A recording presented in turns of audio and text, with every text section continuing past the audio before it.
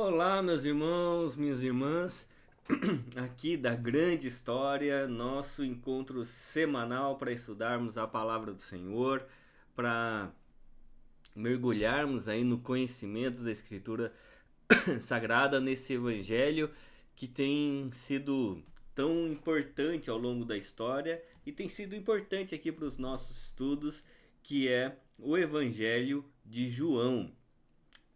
Muito bom estarmos juntos. Espero que a graça, a paz, o amor, as bênçãos do Senhor estejam aí sobre a sua vida. Vamos começar então o nosso estudo, antes falando com o nosso Deus, né? Pedindo a graça, a bênção do nosso Deus. Vamos orar. Pai Santo, Deus querido, muito obrigado, Senhor, pela bênção de podermos estudar a Tua Palavra, de reconhecer, ó Deus, que sem Ti nós não podemos fazer nada, que somente por causa do Teu amor, do Teu cuidado, é que nós podemos abrir a Tua Palavra, porque é por meio da ação do Teu Espírito que o Senhor nos traz consciência, que o Senhor nos traz conhecimento, que o Senhor nos traz revelação da Tua parte. Por isso, abençoa-nos, é o que eu peço em nome de Jesus. Amém. Amém, meus irmãos. Então, vamos lá para o nosso estudo do Evangelho de João. Hoje nós vamos percorrer os capítulos 9 e 10, né? Nós temos visto aqui esse quiasmo, né? Do Evangelho de João, que nós vimos do capítulo 7 ao 8º. Então agora nós vamos percorrer agora os capítulos 9 e 10, que o que acontece, né, agora para a gente discernir de fato a vontade de Deus quando nós expandimos a questão do culto, clero, templo e do sábado. Quando essas coisas já não são mais a razão pela qual nós convivemos e vivemos. Agora a razão pela qual nós vivemos é o Cristo, que é o melhor vinho, o melhor pão, que é a mesa que Deus preparou e serviu Cristo, né? É importante a gente sempre lembrar isso, que Deus, desde Gênesis, ele está preparando uma mesa, e quando ele nos chama à mesa, ele serve a ceia, ele serve Cristo Jesus como o melhor vinho, que representa o sangue, e o melhor pão, que representa a carne de Jesus. Então, agora a nossa realidade é Cristo. E aí, o que nós fazemos com isso, né? Como é que agora a gente discerne isso?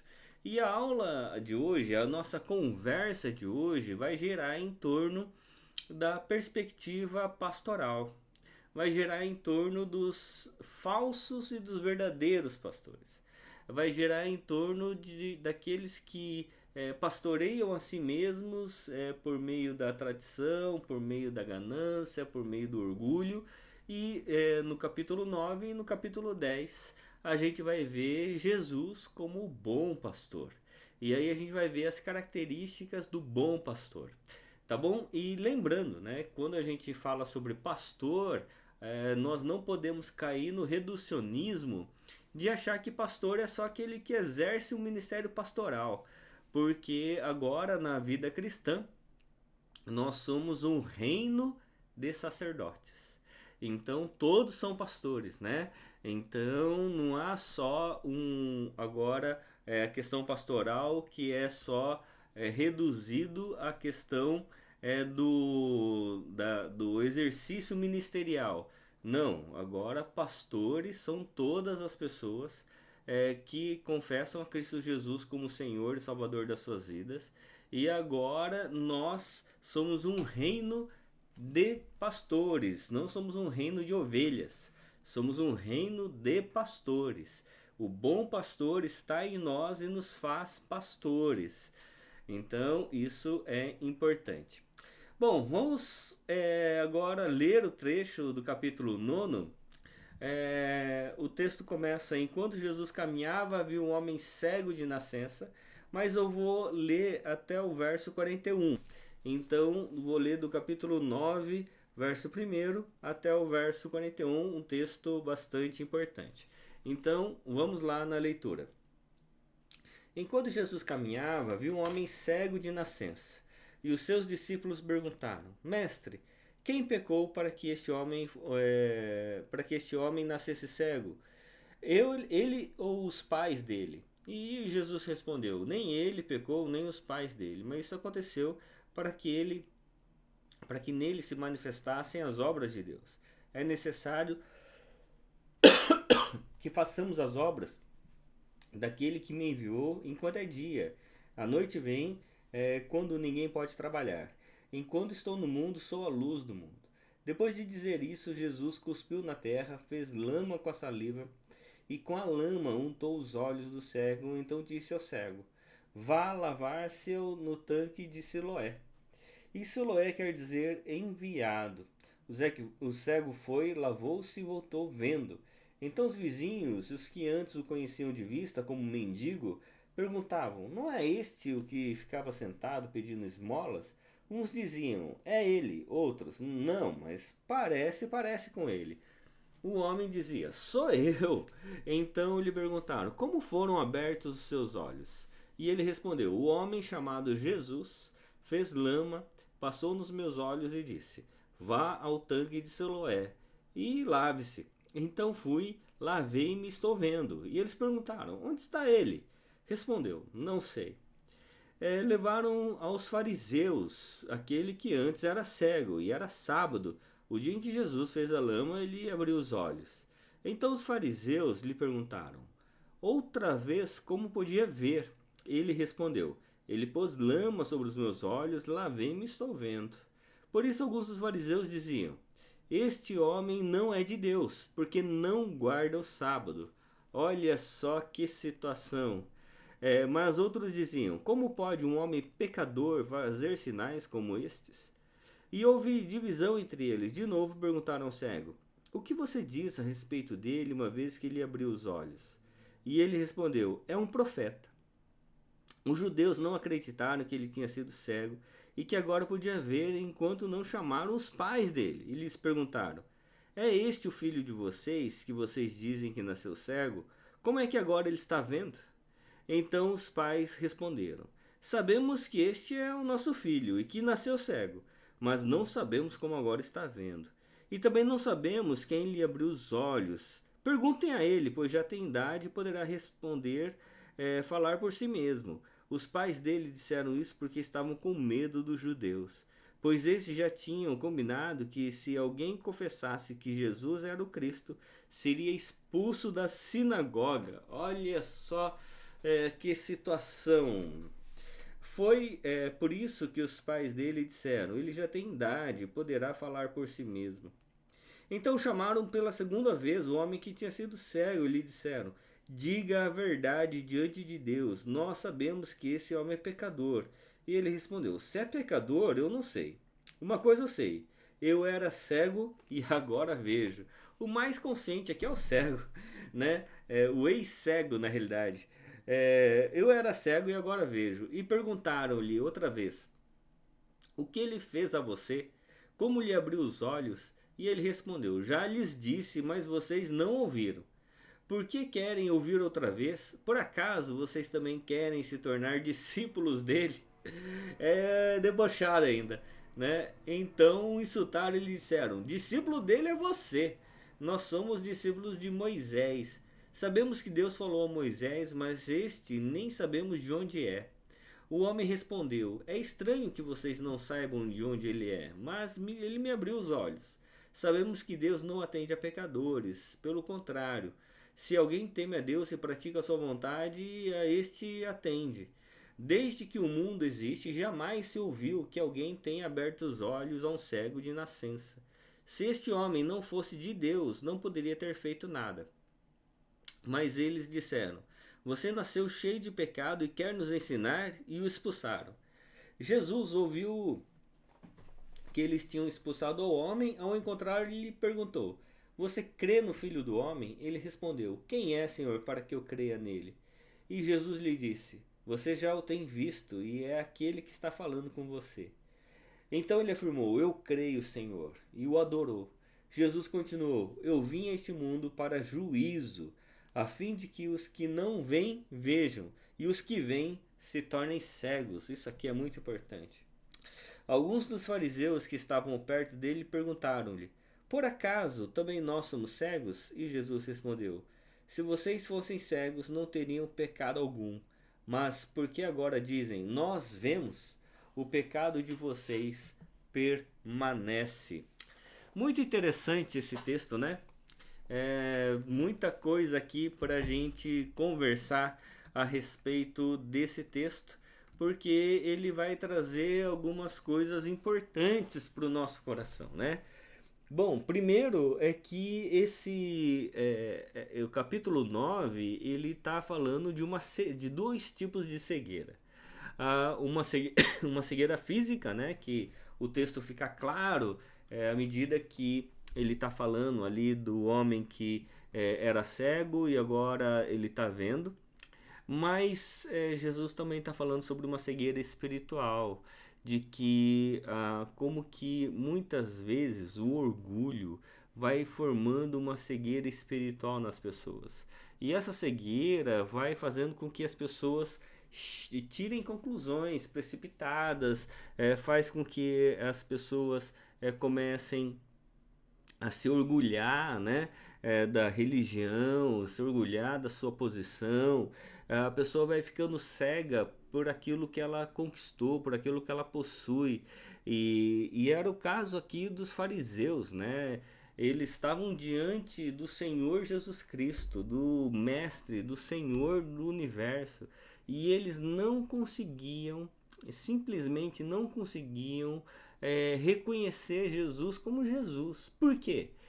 Porque Jesus havia curado no sábado. E lembra você que nós acabamos de ver, né, que Jesus havia expandido a concepção do culto, clero, templo e sábado, que sábado agora eram todos os dias, né? Em João 5 nós vimos o debate sobre o sábado com ali o outro paralítico, né, no tanque de Betesda.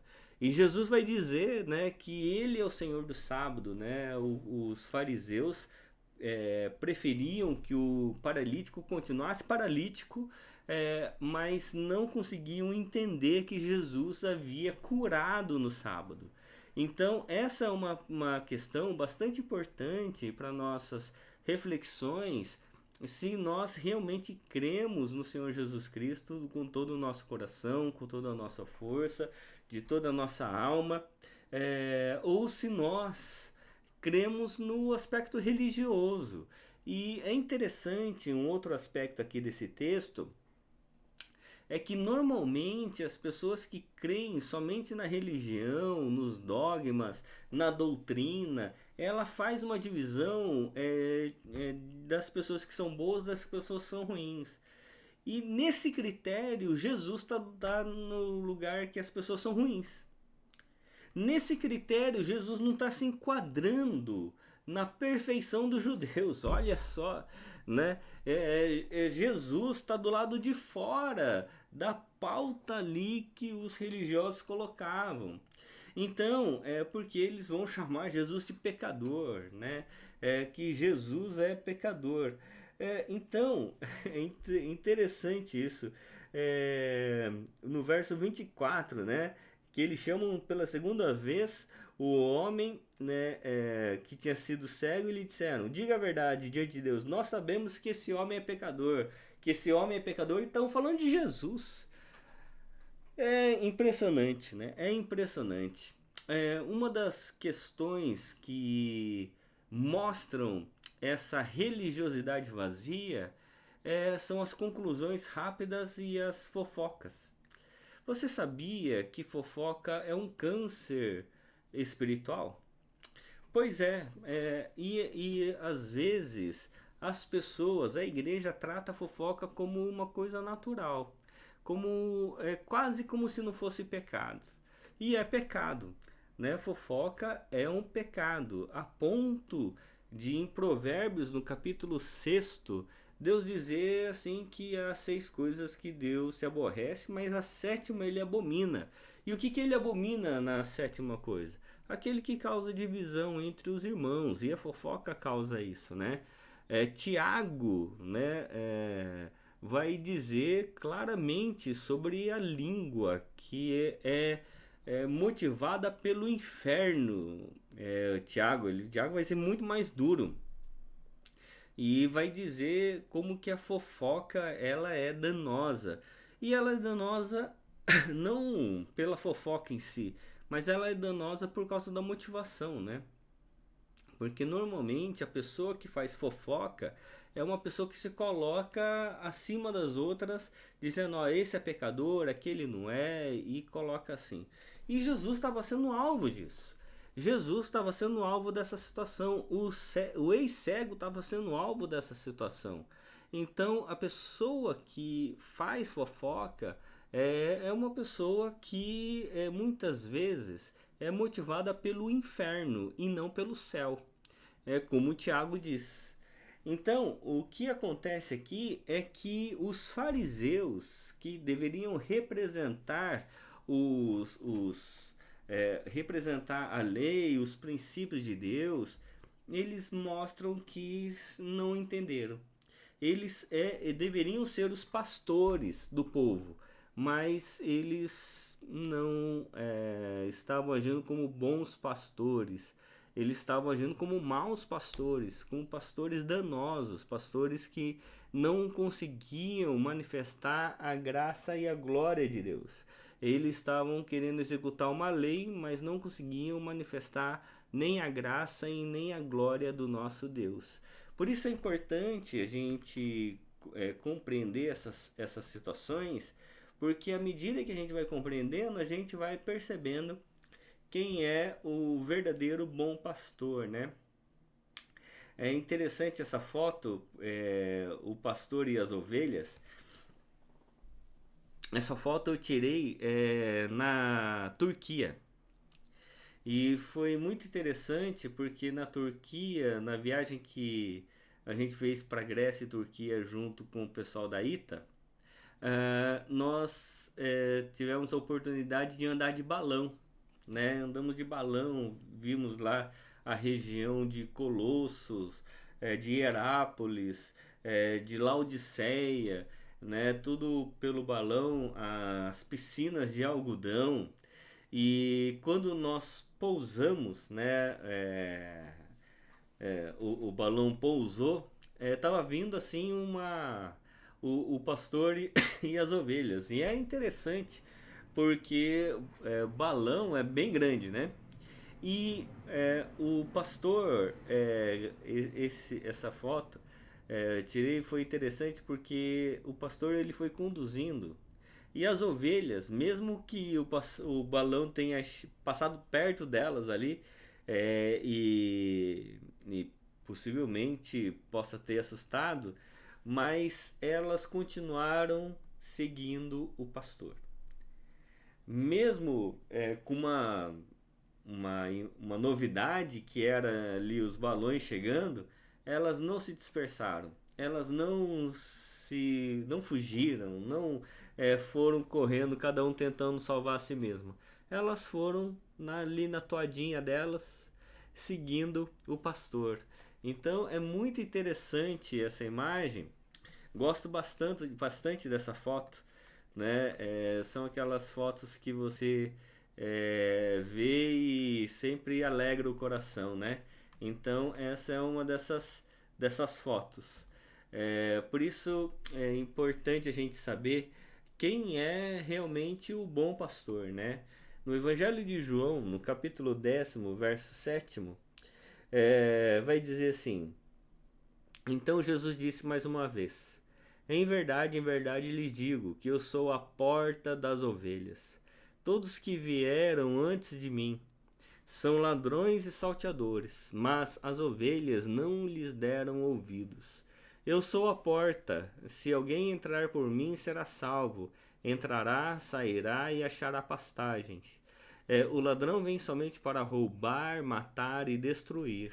E eu vim para que tenham vida e tenham em abundância. Muito importante esse texto do verso 10, né? Que o ladrão vem somente para roubar, matar e destruir.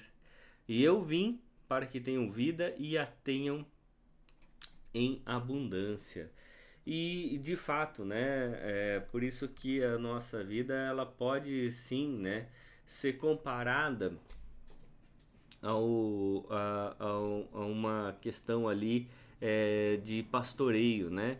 Porque é interessante como que muitas pessoas elas querem se aproximar das outras apenas para um ganho financeiro, apenas para um ganho ali circunstancial, e não compreendem de fato, né, que o Senhor Jesus é que é o nosso bom pastor, aquele que realmente cuida de cada um de nós, que manifesta a graça sobre as nossas vidas, que Ele veio para que nós tivéssemos vida e vida em abundância, enquanto muitas falsos pastores, os ladrões, vêm somente para matar, roubar e destruir. E ainda, o verso de número 11 vai dizer assim: Eu sou o bom pastor. O bom pastor dá vida pelas ovelhas. O mercenário, que não é pastor, a quem não pertencem as ovelhas, vê o lobo chegando, abandona as ovelhas e foge. Então o lobo as arrebata e dispersa. O mercenário foge porque é mercenário e não se importa com as ovelhas. Eu sou o bom pastor, conheço as minhas ovelhas e elas me conhecem. Assim como o Pai me conhece, eu conheço o Pai e dou a minha vida pelas ovelhas. Ainda tenho outras ovelhas, não deste aprisco. Preciso trazer também estas. Elas ouvirão a minha voz e então haverá um só rebanho e um só pastor. Por isso o Pai me ama, porque eu dou a minha vida para recebê-la outra vez. Ninguém tira a minha vida, pelo contrário, eu espontaneamente a dou. Tenho autoridade para entregá-la e também para reavê-la. Este mandato recebi de meu Pai. Esse texto ele vai mostrar aqui algumas coisas importantes, né? A diferença do bom pastor do mercenário, que sim, há mercenários que se revestem de pastores. É sempre importante a gente tomar cuidado para falar de igrejas e pastores, mas nem toda igreja é igreja de Deus, viu, meus irmãos e minhas irmãs? E nem todo pastor é pastor de Deus. Então, tem muitos falsos pastores e falsos mestres. A palavra de Deus afirma isso. Essa é uma realidade desde a época de Jesus. Então, e até antes da época de Jesus, a ponto das pessoas ali, o texto em Mateus capítulo 7, né, sempre cito esse texto, que muitos naquele dia dirão Senhor, Senhor, e não entrarão no reino dos céus. E essas pessoas que dirão Senhor, Senhor, eram líderes religiosos. Porque eles vão dizer assim, Senhor, em teu nome nós profetizamos, em teu nome fizemos milagres, em teu nome nós curamos. E o Senhor Jesus vai dizer, apartai-vos de mim, porque eu nunca vos conheci. Então, há pessoas que até parecem serem pastores, mas não são. Até parecem pertencer ao reino de Deus, mas não são. Então, não é, e muitas vezes eles vão falar em nome de Deus, muitas vezes eles vão pregar em nome de Deus, mas não são de Deus. E é por isso que a gente precisa sempre tomar muito cuidado com relação a isso. Pois bem, o que nós fazemos com isso, né? Bom, a lente para enxergar corretamente é a palavra de Deus. Muitas pessoas, mesmo com a lente correta, continuam cegas. Isso acontece porque o coração continua endurecido. E essa é uma realidade, né? A lente para enxergar corretamente é a palavra de Deus. Sem a palavra de Deus, a gente vai enxergar não pelo evangelho, a gente vai enxergar muitas vezes pela lei, a gente vai enxergar pela doutrina, a gente vai enxergar pela tradição, a gente vai enxergar pelo costume, mas não pela palavra de Deus.